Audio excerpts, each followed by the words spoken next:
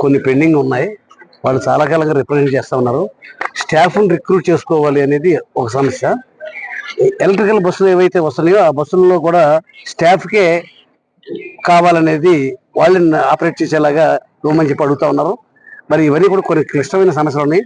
పనిష్మెంట్స్లో కూడా ఏ రకమైన పనిష్మెంట్కి ఏ శిక్ష వేయాలనే దాని గురించి నిబంధనలు విడుదల చేయడం జరిగింది. దాన్ని ఇంప్లిమెంట్ చేయాలనేది అడుగుతా ఉన్నారు. ఇవన్నీ ఇవాళ అడిగే కోరికలన్నీ కూడాను చాలా కాలంగా పెండింగ్ ఉన్న సమస్యలు.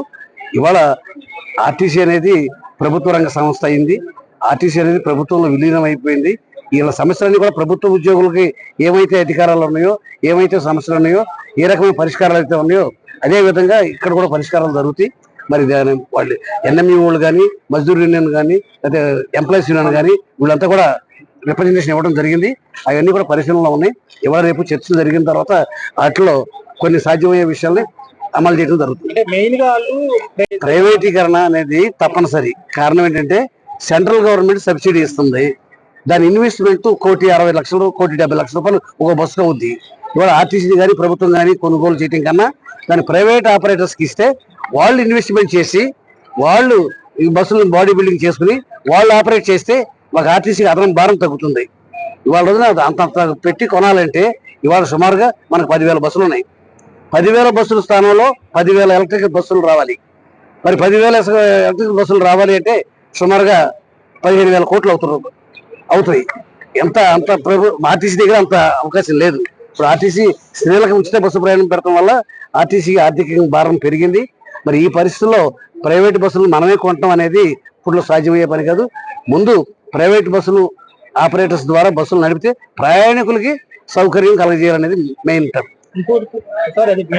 దేశవ్యాప్తంగా కూడా డీడీ మీద ప్రజలకి ఛార్జీలు పెంచే అవకాశం అలాంటివి చేసే ఉద్దేశం లేదు. ఈ బస్సుల స్థానంలో ఎలక్ట్రికల్ బస్సులు పెడితే మాకు భారం పడదు, ఆర్థిక భారం పడదు. ఇవాళ రోజున ఎలక్ట్రికల్ బస్సులు అయితే మాకు కిలోమీటర్కి 7 రూపాయలు ఖర్చు అవుతుంది. అదే ఆర్టీసీ డీజిల్ బస్సు అయితే 19 రూపాయలు ఖర్చు అవుతుంది.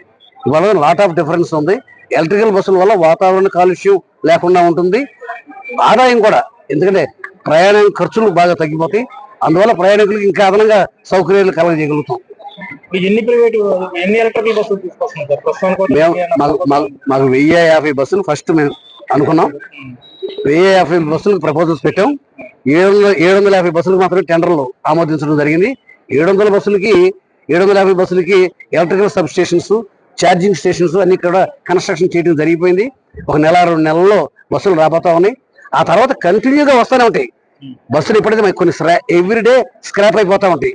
ఆ స్క్రాప్ అయిపోయిన స్థానంలో ఎలక్ట్రికల్ బస్సులు రావాలి. ఇవాళ మళ్ళీ డీజిల్ బస్సులు పెట్టే ఉద్దేశం మాకు లేదు. కారణం ఏంటంటే డీజిల్ రేట్లు అది ఆర్థిక భారం. ఆర్టీసీకి ఆర్థిక భారం పడకుండా ఉండాలి అంటే ఎలక్ట్రికల్ బస్సులే పెట్టాలి.